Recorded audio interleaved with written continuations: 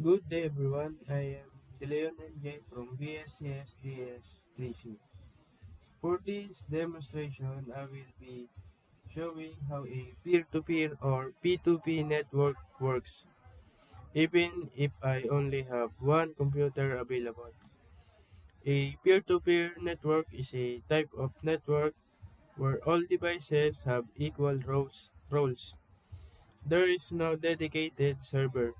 Each computer can share files, receive files, and communicate directly with another. To begin, I will create a shared folder on my desktop. Just right click, new folder, and rename it shared folder. After that, right click, go to properties, sharing, and the advanced sharing, click the then click the permission, then allow permissions, then allow permission to everyone to read, and then apply after you change if it doesn't allow. Okay, then apply. Okay. By doing this, my computer is now offering a resource to the network. In a P2P network, this is how devices share files without relying on a server. Since I only have one device, I will simulate a peer by using the loopback address. Just press the window R, type the double backslash localhost, or you can try the double backslash 127.0.0.1, then enter.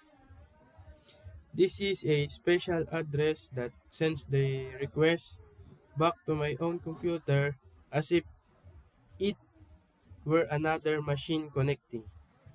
Once the window opens, you can see the shared folder I created. This is basically how P2P clients access shared resources over the network. Next, I will open command prompt and use the command ipconfig. Just do the window R again, type cmd, enter, and then type the ip config slash all, then enter.